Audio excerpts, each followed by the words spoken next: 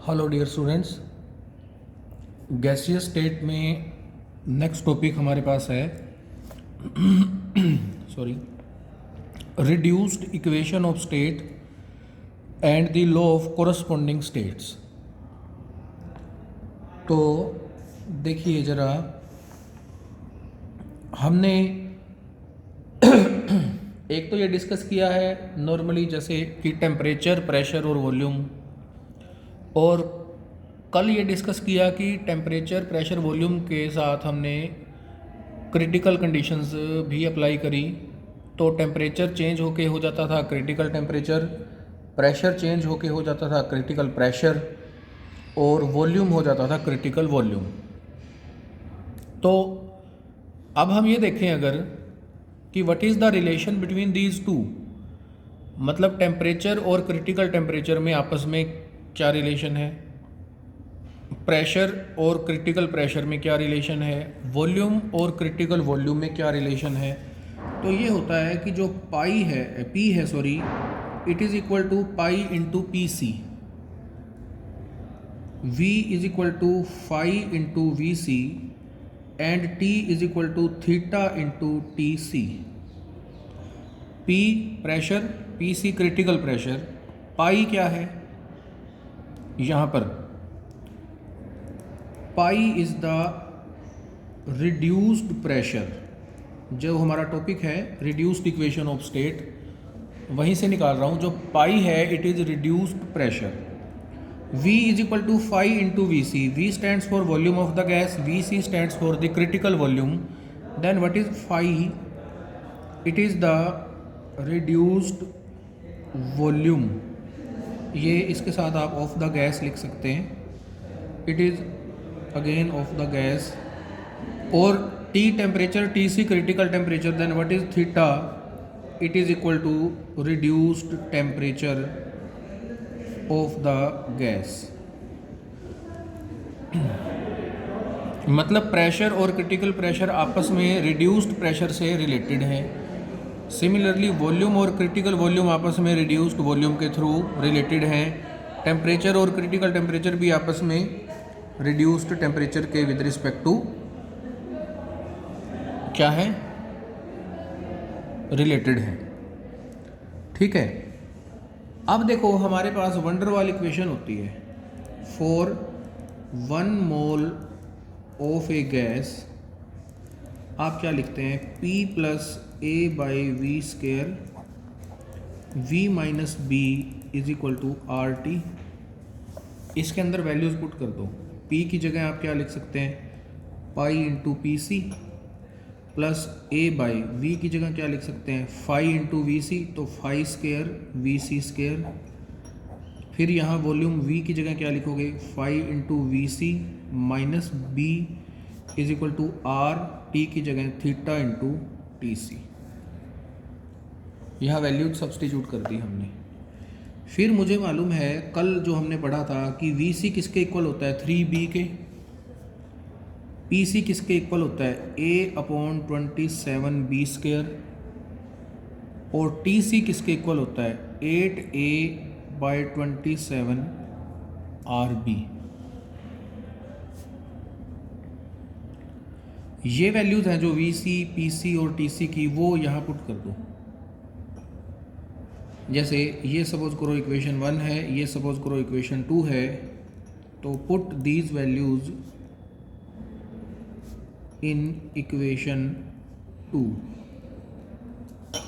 तो सेकंड में ये वैल्यूज जब पुट करोगे तो क्या बन जाएगा, पाई इंटू पी सी की जगह क्या लिखोगे, a by 27b square plus a by 5 square. V C की जगह क्या लिखोगे, 3b का स्केयर, फर्स्ट फैक्टर में वैल्यू पुट कर दी, इंटू फाई वी सी क्या है again 3b minus b is equal to r theta, T C क्या है 8a बाई 27 आर बी।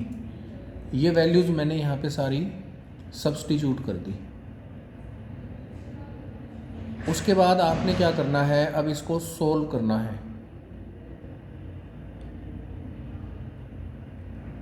अब यहाँ से ये वैल्यूज़ जब आप सोल्व करोगे सारे कॉमन लेके एलसीएम लेके, तो आपके पास एक रिलेशन आ जाएगी pi plus 3/5² 3 φ - 1 is equal to 8 theta. इसको सोल्व करके ये आ जाएगी नंबर 3। और इस इक्वेशन को ही हम क्या बोलते हैं, reduced equation of state.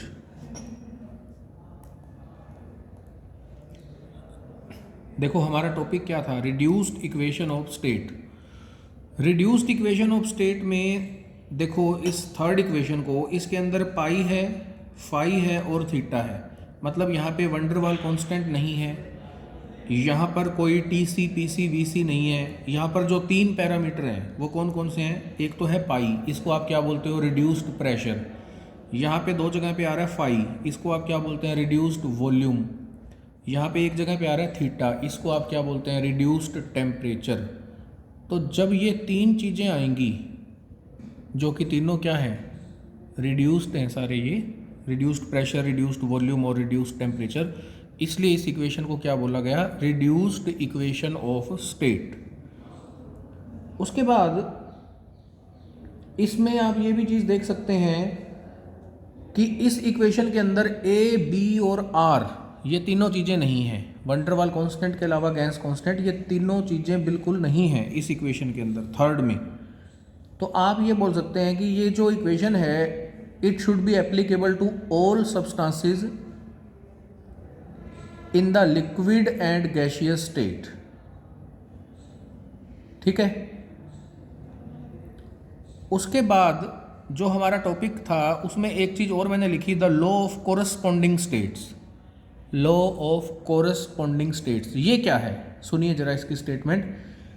If the two substances have the same reduced pressure and the same reduced temperature, मैं यहां लिख रहा हूं, देखिए, if the two substances have same reduced pressure and same reduced temperature। अगर दो सब्सटेंसेस का reduced temperature और रिड्यूस्ड प्रेशर सेम होगा, देन दे मस्ट हैव, तीसरा क्या रह गया, आप देखो, सेम रिड्यूस्ड प्रेशर आ गया और सेम रिड्यूस्ड टेम्परेचर आ गया, तीसरा तो वॉल्यूम ही रहा ना। Then they must have same value of reduced volume. इस स्टेटमेंट को बोलते हैं लॉ ऑफ कोरस्पॉन्डिंग स्टेट्स। तो हम ऐसा बोलते हैं कि जिन सब्सटेंसेस को, दो सब्सटेंसेस को जिनकी हम लोग बात कर रहे हैं कि किन्हीं दो सब्सटेंसेस का सेम रिड्यूस्ड प्रेशर है और सेम रिड्यूस्ड टेम्परेचर है, तो उनका सेम रिड्यूस्ड वॉल्यूम होगा। तो हम बोलते हैं कि these two substances are in the corresponding states, they are said to be in corresponding states, ये बोला जाता है इनके लिए। तो ये होता है लॉ ऑफ कोरस्पॉन्डिंग स्टेट्स। तो इस लेक्चर के लिए मैं इतना ही टॉपिक करवा रहा हूँ आपको, और बाकी हम लोग नेक्स्ट लेक्चर के अंदर करेंगे। Thank you.